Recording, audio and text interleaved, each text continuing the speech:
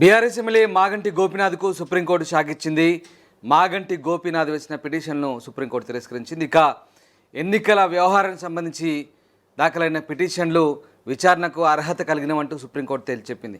మొత్తం మీద మాగంటి గోపీనాథ్ విషయంలో ఎన్నికల సమయంలో ముఖ్యంగా ఎన్నికల ఓట్ల లెక్కింపు విషయంలో పోలింగ్ బూతుల్లో ఇటు ఏజెంట్ల లెక్కింపు అలాగే ఇక వీవీప్యాట్ల లెక్కింపులో తేడాలున్నాయంటూ అటు అజరుద్దీన్తో పాటు మరొక ఓటరు పిటిషన్ దాఖలు చేశాడు. దాంతోపాటు మాగంటి గోపీనాథ్ విద్యార్హతలకు సంబంధించి కూడా అఫిడవిట్లో దాఖలు చేసిన అంశాలు గందరగోళంగా ఉన్నాయంటూ ఈ పిటిషన్లో పేర్కొన్నారు. దీంతో సుప్రీంకోర్టు మాగంటి గోపీనాథ్ విషయంలో ప్రస్తుతం అవి అర్హత కలిగినవి కాదంటూ ఆయన వేసిన పిటిషన్ను సుప్రీంకోర్టు తిరస్కరించినట్టుగా అర్థమవుతుంది.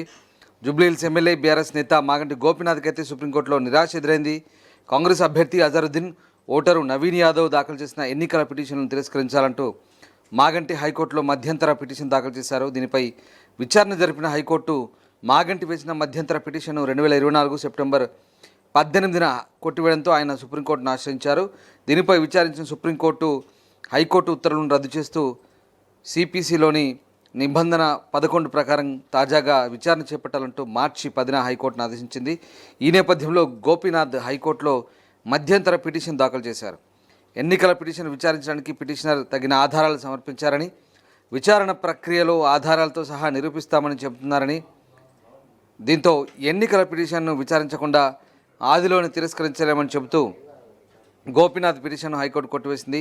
హైకోర్టు తీర్పును మరోసారి గోపీనాథ్ సుప్రీంకోర్టులో సవాల్ చేశారు. 2 స్పెషల్ లీవ్ పిటిషన్లు దాఖలు చేశారు. ఒకదానిలో అజరుద్దీన్ ప్రతివాదిగా చేర్చక మరో పిటిషన్లో నవీన్ యాదవ్ సహా మరో 22 మందిని ప్రతివాదులుగా పేర్కొన్నారు. ఈ 2 పిటిషన్లు కలిసి జస్టిస్ సూర్యకాంత్, జస్టిస్ కోటేశ్వర్ సింగ్లతో కూడిన ద్విసభ్య ధర్మాసనం విచారించింది. అజరుద్దీన్ తరపున న్యాయవాది వాదనలు వినిపిస్తూ 26 ఈవీఎంలలో లోపాలున్నాయని, మరొక 39 బూతుల్లోని ఈవీఎంలో ఇదే పరిస్థితి ఉందంటూ తెలిపారు. వీవీప్యాట్లు, పోలింగ్ ఏజెంట్లు సమర్పించిన ఓట్ల లెక్కలకు పొంతన కుదరలేదని చెప్పారు. వీటన్నిటిపై డిసెంబర్, జనవరిలో ఎన్నికల రిటర్నింగ్ అధికారికి ఫిర్యాదు చేసిన ఈ విషయంలో పట్టించుకోలేదంటూ ధర్మాసనం దృష్టికి తీసుకెళ్లారు. నవీన్ యాదవ్ తరపు న్యాయవాది వాదనలు వినిపిస్తూ గోపీనాథ్ అఫిడవిట్లో విద్యార్హత గతంలో డిగ్రీ అని, ప్రస్తుతం ఇంటర్మీడియట్ అని పేర్కొన్నారని, ఆస్తుల వివరాలను కూడా సరిగ్గా వెల్లడించలేదని తెలిపారు.